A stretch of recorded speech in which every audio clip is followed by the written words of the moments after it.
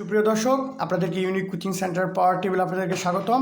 আজকে আপনাদেরকে দেখাবো এইচএসসি আইসিটি চ্যাপ্টার 3.2 ডিজিটাল ডিভাইসের সরলীকরণ। তো আজকে আপনাদের এইচএসসি আইসিটি বোর্ড বইয়ের 9 নং প্রশ্নের সমস্যাটি আপনাদেরকে বুঝিয়ে দেবো। তো চলেন শুরু করা যাক। আমি আগে এখানে লিখে রেখেছি, এখানে কী দেওয়া আছে, F equals to A B C not plus A into B not into C not plus A B.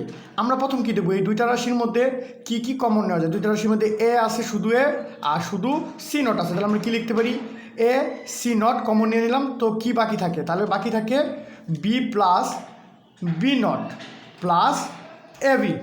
আচ্ছা, তো আমরা কি জানি, বুলিয়ান আলজেব্রার যুগের নিয়ম অনুসারে আমরা কি জানি, বুলিয়ানের যুগের নিয়ম অনুসারে আমরা জানি, বুলিয়ান আলজেব্রা এর যুগের নিয়ম অনুসারে আমরা জানি যে A plus A not equals to 1। Boolean আলজেব্রার যুগের নিয়ম অনুসারে আমরা কি জানি, জানি যে A plus A not equals to 1। তাহলে এখানে B plus B not equals to আমরা কী লিখতে পারি, 1। তাহলে লিখতে পারি A C not into 1 plus A B.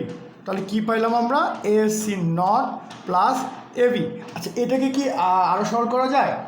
হ্যাঁ, এটাকে আরেকটু সরল করে লেখা যায়। এটাকে এভাবে লিখতে পারি আমরা, যেহেতু দুটার মধ্যে এ কমন আছে, তাহলে আমরা এটাকে কমন নিয়ে নিলাম। তাহলে কী লিখতে পারি, সি নট প্লাস বি। এটাই হবে আমাদের সি নট প্লাস বি, এটাই হবে আমাদের নির্ণয় সরলীকৃত মান। ধন্যবাদ আমার ভিডিওটি দেখার জন্য। যদি আমার ভিডিওটি ভালো লাগে তাহলে লাইক, কমেন্ট এবং আপনার বন্ধুদের সাথে শেয়ার করুন। ধন্যবাদ।